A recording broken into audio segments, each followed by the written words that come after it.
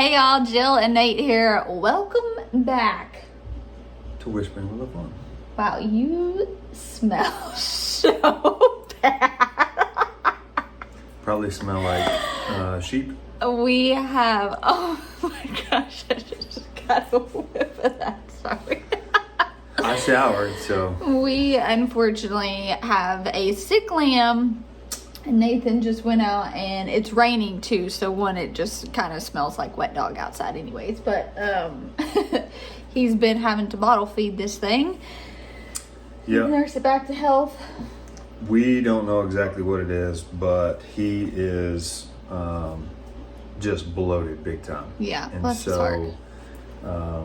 Someone has told me to put baking soda in with a bottle, and that's what I just fed him, 16 ounces of, a bottle with baking soda, hoping that he can pass some of that gas. Yeah, hopefully. So, you guys have any other tips? Let us know. But I am officially going stir crazy. I am due in a couple days. I don't even know. Let's see. Even make this thing go down. Look at that belly. Oh my gosh, let me try to back it up. Let's see. There we go. Due in a couple days with no signs of this child entering the world. Oh, little man's gonna come when he feels like coming. I know. So you guys know I've quit working. And so I had this long to-do list in the house, which I did. I've got every baby thing organized. The house is about as clean as it's ever been. The pantry's immaculate. I've done all of my inside to-do list. So now Nathan's creating projects just so I have stuff to do, which I appreciate. Because normally it's the other way around. Yeah. She creates projects for me to do. Yeah, so this past weekend he built shelves in the guest bath so that I could decorate and organize stuff, which I really appreciated. He has, I showed you guys, hung this above our table so that I can harvest and put flowers on. We have those everywhere in the house. Everywhere in the house. So he's been really kind to me. It's challenging, I feel like, keeping my brain busy while letting my body rest. That's where I'm at. It's like I'm trying to not exert my body because I know I don't need to do that, but my mind. It's because you're a busybody. Yes. You're guys. used to just being on the go all day long. Yeah. And so now you're having a hard time. Your body is slowing down, but your mind just hasn't slowed down with it. So feeling good. We're gonna actually work on some stuff today. It's rainy, like I mentioned. We're gonna harvest green beans, beets. That's probably it. And we are making a dilly bean, maybe some radishes if we have any good ones. So we're gonna do some ferments because one, they need to be harvested. Two, just that those are good healthy snacks postpartum. I think about keeping my gut health on point. And one, too, I just want to share with you guys, like, the best farm to table probiotics you can grow right in your backyard instead of buying a supplement and being on top of that. There are so many more nutrients available to you in fermented foods than in a supplement form, and we're huge supplement people, but the best farm to table probiotic you can literally be growing out your back door. And so we just like to share that. You guys know we love fermenting foods. It's fun, it's tasty, you get to experiment. Like, there's so much freedom with different herbs and flavors, yeah. I mean, we essentially do them like pickles, or a lot of them anyways, with dill and garlic and things like that. But you can add chili peppers. There's just so much freedom in exploring. No, for sure. And I've been craving that tanginess. So, some good fermented beets sound good. Fermented beets on a turkey sandwich is so good. On a turkey sandwich with some homemade bread that your girl done made for you. That's right. That's probably what I'm having for lunch today. probably what we're having for lunch. So I did actually make a couple loaves. Will you pop that light on for me, babe? So I made a couple loaves here. Nice, good loaf. So we'll need to store this today just in a baggie. Something else we've been doing too, despite our massive hornworm issue in our tunnel and aphids and whiteflies, we've never dealt with pests like we've dealt with pests this year. I've talked to a lot of different farmers. They've also been dealing with it. A lot of it is me. I'm on such a rigid schedule and routine with the chores on the farm, and considering I've been pregnant and just been not as rigid, I do think that's played a big part in our pest situation. But we are still harvesting so many tomatoes. So I wanted to share with you guys too what we're doing.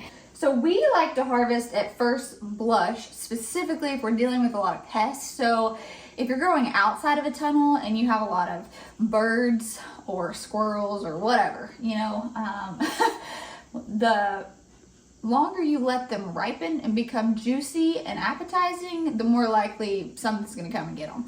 So that's the same whether you're growing inside of a high tunnel or outside of a high tunnel. And so since we're dealing with caterpillars so bad, we are trying to harvest at first blush, and we're bringing them in. You can see I just got towels here, and we're letting them ripen on the counter because it doesn't affect the flavor. They'll continue to fully ripen, they'll continue to develop flavor inside.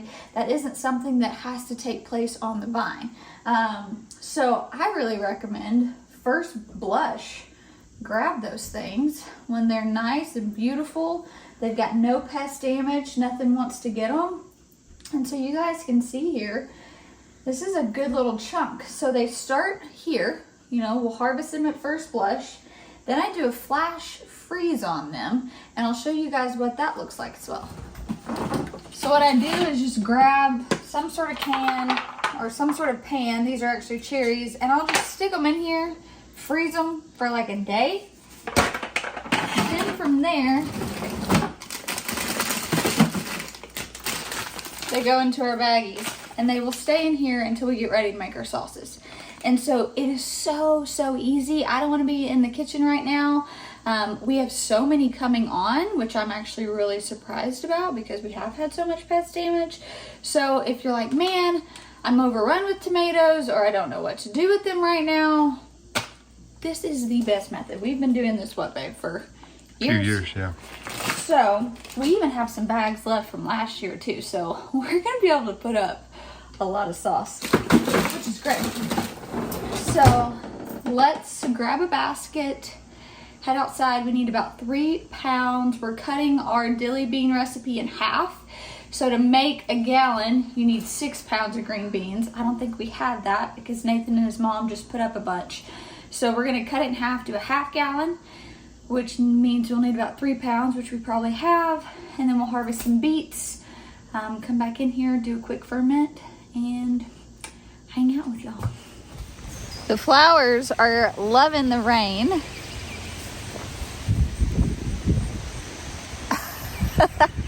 They look great. Oh my gosh, look at all what the wind damage did. What? See the zinnias, it laid them over. It's all right.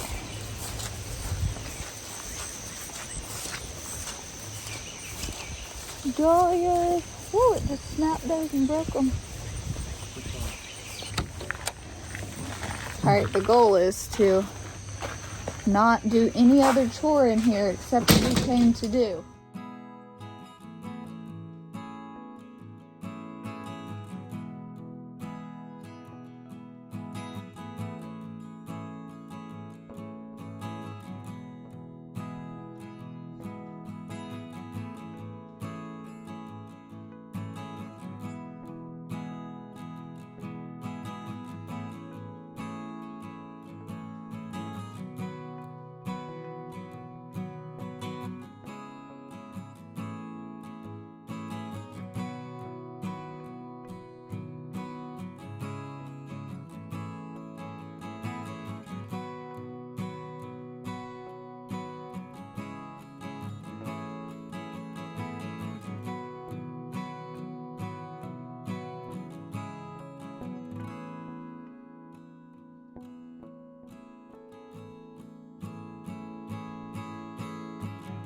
So the plants up front were the first ones I planted months ago.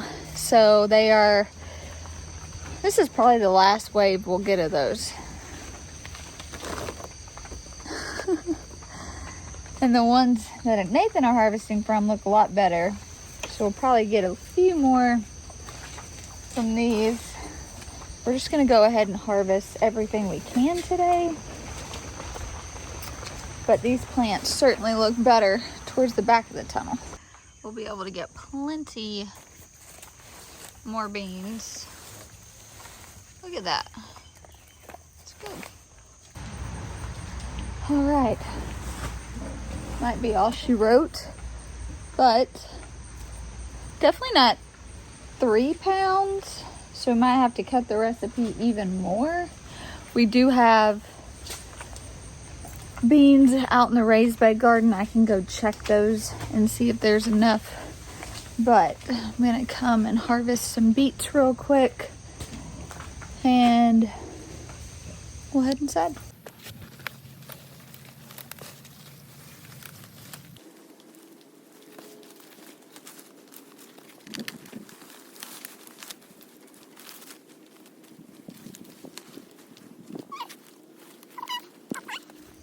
All right, got these beautiful yellow beets.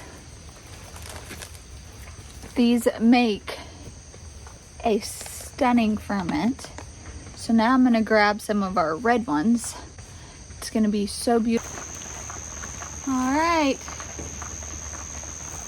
let's go add these to our basket.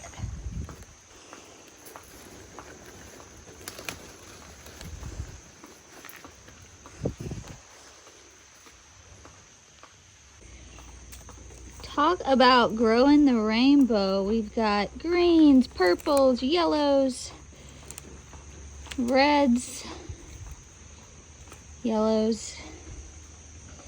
Beautiful. Very, very easily want to get distracted.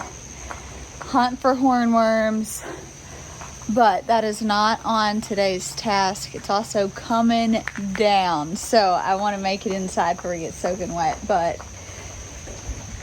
this summer specifically, we told ourselves we're just gonna do what we can do. I'm not gonna put a ton of pressure on myself. We're gonna grow a ton of food this fall and winter. We are still growing a ton of food, just not quite maintaining it how I would prefer. But I wanted to show you guys, I started pruning my determinate varieties because I was getting a lot of pest and disease. So I started pruning them like I would an indeterminate variety. You guys can see here, I've taken off a ton of the foliage, just left the big clusters.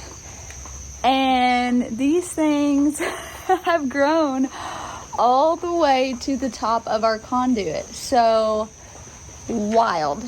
But yeah, they look amazing. Check them out. All of these are paste tomatoes. Okay, first things first, we are going to prep and wash our vegetables. So pretty much, I told you guys, you can keep the greens to these beets, use it like a salad green. There's a lot of different things you can do with it. You can, if you don't want to eat it and consume it, that's fine. We are gonna actually be chopping the tops off, washing the beets itself. And our Dilly bean recipe is coming from the Fermented Vegetables book by Kristen Shockey. I'll put a link down below. The beet recipe is a recipe I came up with. I will share it with you guys, but it is in my Art of Vegetable Fermentation course. If you're wanting to dive into fermenting, this course is so great for a beginner. So many hands-on recipes, perfect for preserving your harvest right now in the summertime. So, first of all, I'm just gonna get busy prepping everything. Nathan's taking care of hogs right now. And then when he comes back in, hopefully everything will be prepped and we can get busy just making it all.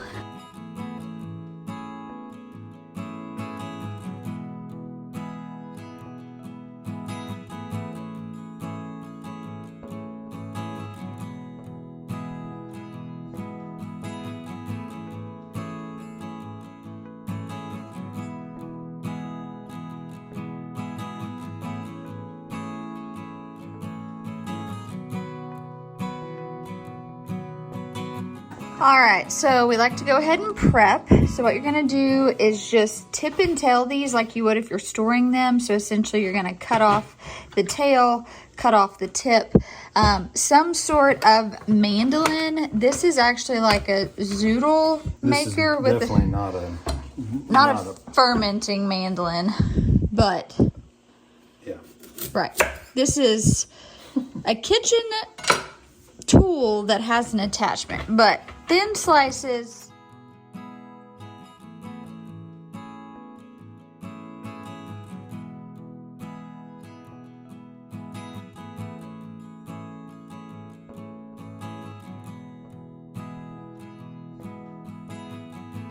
All right, while Nate is chopping those up, our beans are really, really dirty. And so I've just got a colander here.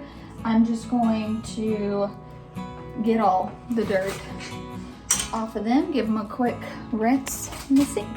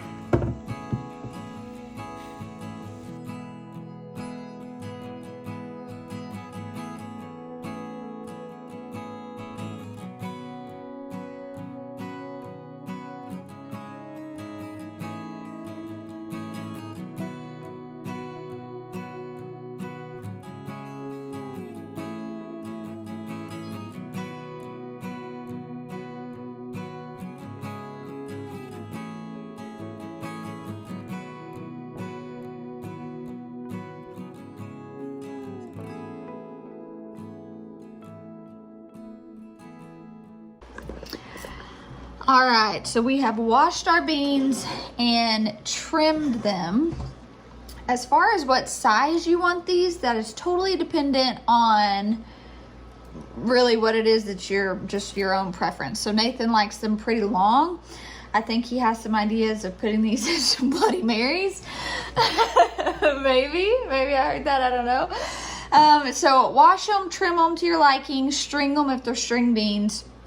And now we're just going to get the brine ready. If it's gonna be a while before you can immediately ferment them, put them in ice water and stick them in your fridge. It'll keep them crispy and buy you a little bit of time. We were doing this like right now. This is what we have planned. So I'm not gonna worry about that. We're just gonna make up the brine and then we're gonna figure out what seasonings he wants. We'll go from there.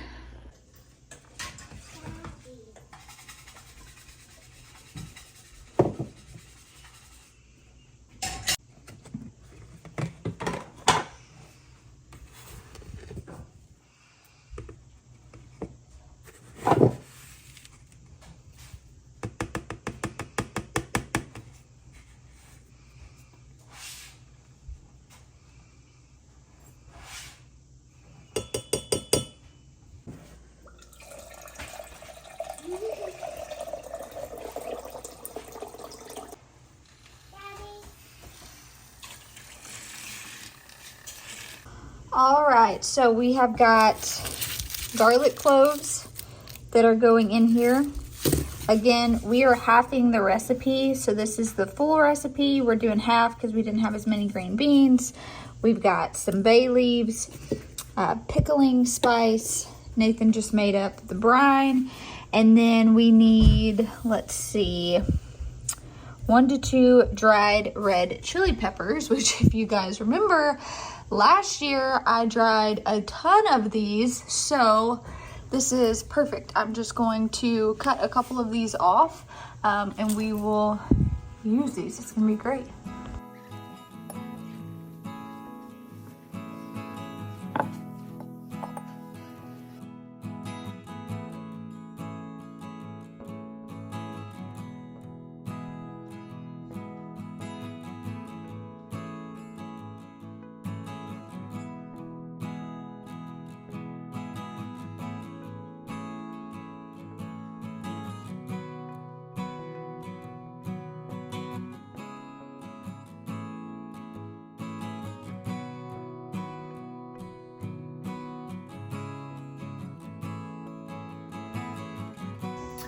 So one of my favorite things about fermenting, and Nathan and I kind of talked about this earlier, is that there's so much freedom with flavors.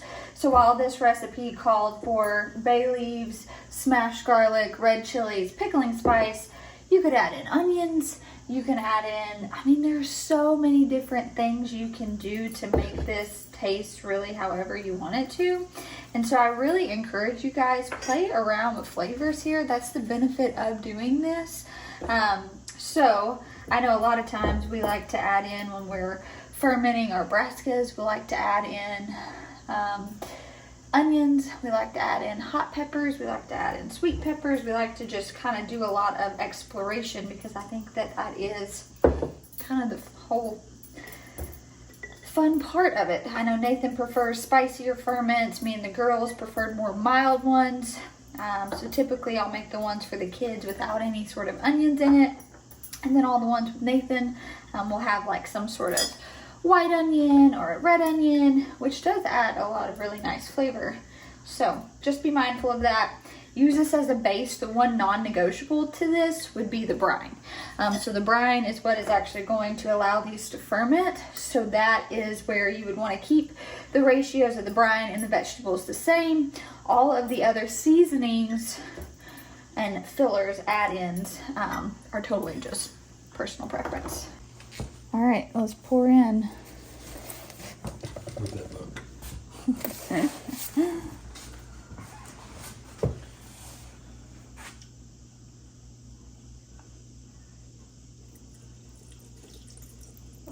Okay.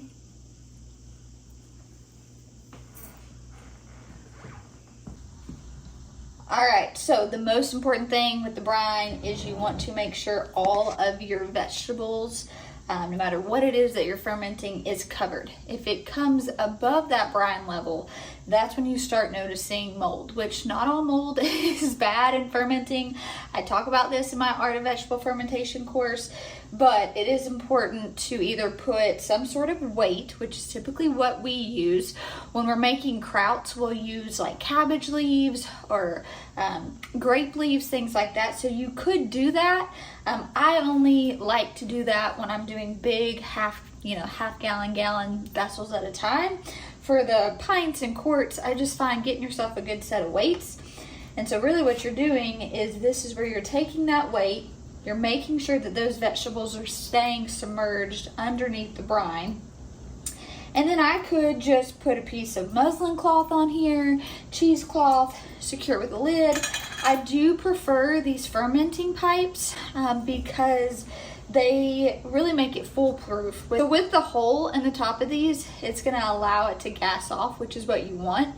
And it just makes it foolproof to where it naturally does that. I don't have to think about doing it. So I've got the weight on here, my little pickle pipe, my lid. I'm gonna, oh, that's actually not a great lid. Try another one. There we go. Secure it on there. And then I'm gonna let it sit on the counter for a minimum of 6 days, up to 10, 11, 12 days. Usually at that 6-day mark is when we're gonna start trying them. We usually let them go about half. Now you've noticed that your beans are nice and vibrant. What's gonna happen is, as it begins to ferment, the brine's gonna become really cloudy and your vegetables aren't gonna be as vibrant. And that's just part of it, but they're still gonna taste really, really great. So I like to just write on here with a glass marker the day that I did it. That way I know when to start checking it. Another thing is, when you are checking it, make sure that you're not sticking a fork in there trying it. Me giving it to Nathan, sticking the same fork in there. So use a new utensil every time so you don't contaminate your ferment, especially if it's not done fermenting. But once it is done fermenting, I will take this off, take the pickle pipe off, take the weight out, put a regular lid on here, pop it in the fridge, and these will last in the fridge for a year. They would never last a year. Nathan's gonna eat them all before then, but that's, a great way to like preserve it, especially if you have the space. But this ended up doing way more than the 2 quarts. So I've got probably enough for another quart, which we have enough brine left over too. Also, if you have leftover brine, stick it in your fridge. It'll be good for about a week or two, and then you need to use it up. So if you needed to use that to add some reserve brine on here, maybe you're making another ferment that uses that same brine ratio. But that's it. Stick it on the counter, let it do its thing. And just like that, fermenting season has kicked off. Mm-hmm. I love ferments. Love this time of year just because we're always wanting to eat fresh. Yeah. And to me, there's nothing better than fresh and fresh fermented foods. You know, something else you should try? We do a lot of stir fries, so we'll have, you know, whatever it is that we're growing seasonally, Nathan will just like cook it in a cast iron, make a stir fry. But then what's really great is to top that cooked stir fry with fresh ferments, specifically kimchi on a stir fry with some rice and some meat. Oh, we eat a lot of those. Yeah. It is so good. Even just cutting up, you've been doing that a lot. So he's been doing like a quinoa or a rice with a meat. Some sort of animal protein, whether it's bison, pork, beef, deer, you know, whatever we have. Yeah, so then he'll have that in one section of it. He'll have avocado, he'll have cooked vegetables, and then he'll have ferments on top. And we mix it all together. And it's so good. So good. I want that to be my my like postpartum meal. I've requested broth. I want to make sure I'm intentional. I'm drinking bone broth every day. So Nathan's got all the neck bones and all the stuff he's been collecting to make me a good nourishing broth. But then that just sounds so good. Yeah. But it's something easy and light, you know, especially in the summertime. It's just, it's almost refreshing. It is. Oh, it is for sure refreshing. I'm going to put the beet recipe. We don't have time to do that in today's video, but if you want to make my bronze fennel and beet recipe, which I think is so fantastic, you can find it down below along with the cookbook, the vegetable fermenting course. All the information's down below, but we wanted to just hang out with you guys. This was nice. Got my mind off of doing nothing. So really appreciate that. All right, y'all. Thanks for hanging out. We'll talk to you soon. Bye, guys.